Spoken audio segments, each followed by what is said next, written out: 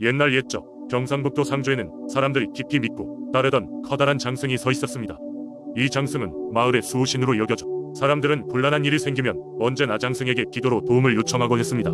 마을 사람들뿐만 아니라 다른 지역에서도 장승의 영험함을 소문으로 듣고 찾아오는 사람들이 많았습니다. 이런 장승에게는 특별한 전설이 하나 있었습니다. 그것은 바로 장승과 도깨비의 거래 이야기입니다. 어느 어두운 밤 장승 앞에 푸른 불빛이 나타나더니 도깨비가 그 모습을 드러냈습니다. 도깨비는 장승에게 자신이 이곳에서 놀고 싶다고 했습니다. 장승은 처음에는 거절했지만 도깨비는 계속해서 장승을 설득했습니다. 결국 장승은 조건을 하나 내걸었습니다. 너의 힘으로 마을 사람들에게 도움이 될 일을 해준다면 이곳에서 놀도록 허락하겠다. 도깨비는 기뻐하며 거래를 받아들였고 다음 날부터 마을에서 기묘한 일이 벌어지기 시작했습니다. 마을의 논과 밭은 싹이 터 오르고 병든 동물들은 건강을 되찾았습니다. 그리고 마을 아이들이 학교에서 공부를 잘하게 되는 기이한 일이 일어났습니다. 모두들 이것이 도깨비 위장난이라는 것을 알았지만 나쁜 일이 아닌 좋은 일이 생기고 있었기에 일부러 문제 삼지 않았습니다. 시간이 지나며 마을 사람들은 새로운 축제를 열고 도깨비와 장승을 위한 날을 마련했습니다. 이날에는 온 마을 사람들이 장승 앞에 모여 춤과 노래로 밤을 지새웠으며 도깨비도 이 축제에 참여해 사람들과 함께 어울렸습니다. 그렇게 마을은 점점 더 행복해졌고 장승과 도깨비의 관계는 서로 간에 깊은 우정으로 발전했습니다. 그러나 어느 날 도깨비는 약속을 지키기로 한 날이 다가왔음을 깨달았습니다. 이미 마을을 사랑하게 된 도깨비는 떠나야 한다는 사실에 슬퍼했고 장승에게 작별 인사를 했습니다.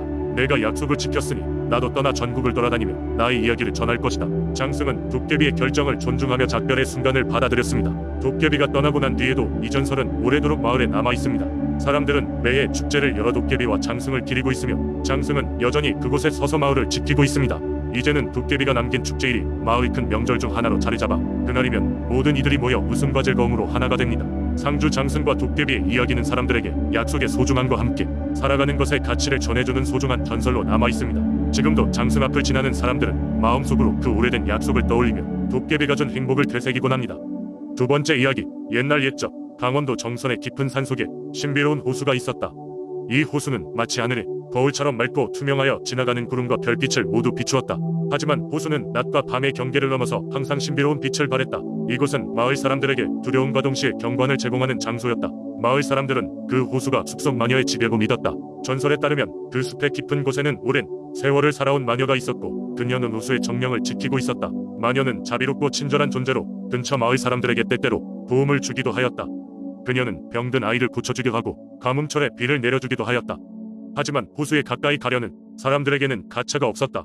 그녀는 호수가 인간의 욕심으로부터 오염되지 않도록 보호하는 것을 최우선의 사명으로 생각했기 때문이다. 어느 날 젊은 청년 현우가 마을에 나타났다. 그는 여행 중에 우연히 호수의 이야기를 듣고 그곳을 직접 보고 싶어졌다.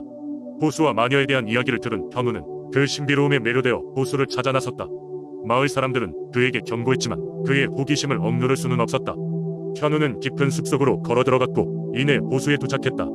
그곳은 정말로 마을 사람들이 말한 대로 신비롭고 아름다웠다. 맑은 물은 하늘의 푸름을 닮아 있었고 주변은 고요함에 감싸여 있었다. 순간 그는 스스로 그 평화로움에 종속되어 버렸다는 것을 느꼈다. 하지만 잠시 후 물속에서 뭔가 다가오는 소리가 들렸다. 그 순간 호수에서 파도처럼 무언가 솟아오르더니 물방울들이 합쳐져한 여인의 형상을 이뤘다. 현우는 그것이 전설 속의 마녀임을 직감했다. 그녀는 부드럽지만 단호한 목소리로 현우에게 물었다. 왜 이곳에 왔느냐? 현우는 진심으로 답했다. 당신과 이 호수의 이야기를 듣고 너무 신비로웠기에 스스로 확인하고 싶었습니다. 저는 이곳의 아름다움을 해칠 의도가 없으며 당신과 호수의 전설을 더욱 알고 싶습니다. 마녀는 그의 진심을 느꼈고 그를 벌하기보다는 그가 왜 이곳에 오게 되었는지를 알아보기로 했다. 마녀는 현우에게 말했다. 이 호수는 모든 생명의 고향이다. 이 물은 그 누구의 것도 아니며 모두의 것이다. 이를 지키는 것은 혼자서는 이루어낼 수 없는 사명이다. 너도 그러한 의향이 있다면 이곳에 비밀을 알릴 수 있겠다.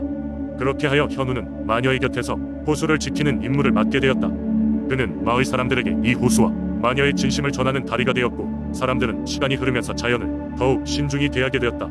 호수는 여전히 정선의 심장부에서 빛나고 있었고 그 후로도 오랫동안 마을 사람들이 사랑과 보호를 받으며 깨끗하게 유지되었다.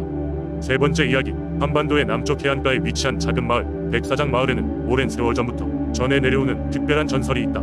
이 마을은 깨끗하고 부드러운 백사장 해변으로 유명했으며 그 자체로도 많은 관광객을 불러들이곤 했지만 마을 사람들에게는 그보다 더 특별한 것이 있었다. 살짝 붉은 기운을 띤 이 백사장에는 어느 날 밤달이 가장 밝고 푸른 빛을 띠던 때 할머니 한 분이 나타났다는 이야기가 있다. 그녀의 옷자락은 바람에도 흔들리지 않았고 그녀의 모습은 흐릿하지만 그만큼이나 신비로웠다. 마을 사람들은 얼굴을 보지 못했지만 그녀가 누구든 반드시 들어야만 할 말을 전하기 위해 왔다는 것을 알 수 있었다.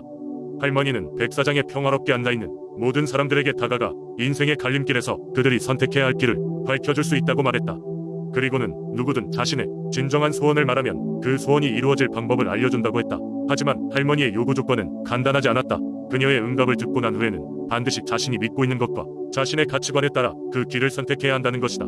그러지 않으면 오히려 그 소원을 이루는 것이 더 큰 불행을 초래할 수 있다고 경고했다. 마을 사람들은 이 이야기를 처음 들었을 때 언감생심 믿을 수 없었지만 하나둘 믿고 그녀에게 갔던 사람들의 이야기를 들으면서 조금씩 믿기 시작했다. 어느 유난히 어려운 처지에 놓인 젊은 어부는 할머니를 찾아가 매일같이 바다에서의 안전과 성공적인 어획량을 기원했다. 할머니는 그에게 바다속 깊은 곳에 잠들어 있는 오래된 배의 비밀을 밝혀주었고 정해진 시간에 그곳을 찾을 수 있는 기회를 주었다. 젊은 어부는 할머니의 지시를 따랐고 그의 삶은 순탄하게 이어졌다. 또 한 명의 사람은 자신의 몸이 약해 제대로 일할 수 없어 괴로워하던 농부였다. 그는 건강을 다시 되찾아 힘차게 일하고 싶다고 소원했다. 할머니는 그에게 나무 한 그루를 심으라고 하면서 그 나무가 자라는 것만큼 자신의 몸도 강해질 것이라고 말했다. 그 뒤로 농부는 정성껏 나무를 돌보았고 그 결과 그의 몸도 점차 강해지기 시작했다. 그 나무는 그가 살아생전 그의 집 가까이에서 무성하게 자랐고 마을 사람들에게도 두터운 그늘을 제공해 주었다. 이러한 이야기는 작은 마을을 넘어서 전국에 퍼지기 시작했고 백사장은 사람들로 붐비기 시작했다. 그러나 할머니는 그 모든 소원을 들어주지 않았다. 그녀는 정말로 간절한 마음과 지속적인 노력을 보이는 사람에게만 도움을 주었다. 시간이 흐르면서 그녀의 존재는 전설로 신화 속 한 부분으로 각인되었다. 예나 지금이나 사람들은 그녀가 언제 어디서 나타날지 모른다고 이야기하곤 했다. 그리고 오늘도 백사장에서는 그녀의 이야기를 들으며 자신의 소원을 한 자락 꿈으로 품고 파도 소리를 들으며 조용히 기다리는 사람들이 있다. 네 번째 이야기, 옛날 옛적 한반도의 산신 중에서도 가장 존경받는 예산의 산신령은 아름답고 신비로운 곳에서 거주하였습니다. 예산의 산은 늘 짙은 안개가 드리워져 있어 누구도 그 깊숙한 곳을 쉽게 탐험하지 못했습니다.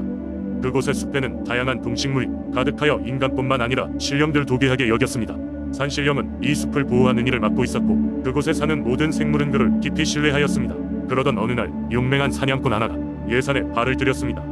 그의 이름은 진욱이었고 그는 주변 지역에서 가장 뛰어난 사냥꾼으로 소문나 있었습니다. 진욱은 숲의 한가운데에서 발견된 거대한 사슴 이야기를 듣고 자연과의 경계를 넘기 시작했습니다. 이 사슴은 다른 사슴과 달리 뿔이 금빛으로 빛나고 그 걸음마저 신비로워 이를 잡는 자는 대단한 명예를 얻을 것이라는 전설이 있었습니다. 진욱은 깊은 숲속을 탐험하며 사냥의 흔적을 쫓았습니다. 그런데 숲에 들어서자마자 그는 기묘한 일이 벌어지기 시작했습니다. 길을 찾기가 어려워졌고 길 잃은 짐승들의 울음소리가 들려와 그의 마음을 어지럽게 했습니다.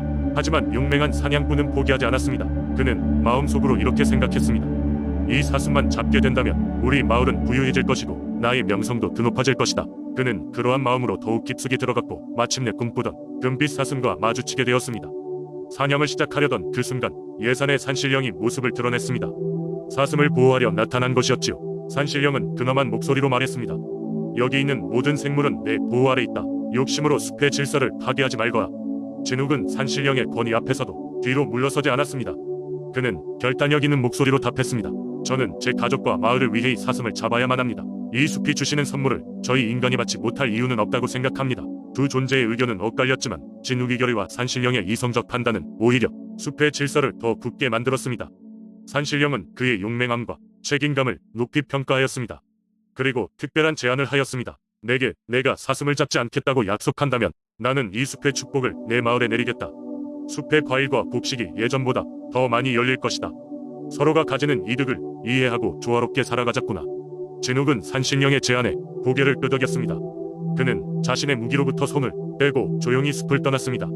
그의 마음속에는 이제 자신만의 명예와 영광보다 마을을 위한 지속적이고 서로 돕는 삶의 중요성이 자리 잡았습니다. 그 이후로 예산의 마을은 풍요로워졌고 진욱은 그 중심에서 마을 사람들에게 존경받는 인물이 되었습니다. 예산의 산신령과 용맹한 사냥꾼의 이야기는 사람들에게 자연과의 조화로움 그리고 진정한 용기가 무엇인지를 일깨워 주었습니다. 숲은 여전히 아름답고 신비로웠으며 그곳에 사는 모든 생물은 산신령이 더 없는 보호 속에서 평화를 누렸습니다. 그리고 이 이야기는 마을 사람들에 의해 그 세대를 넘어 전해 내려오게 되었습니다.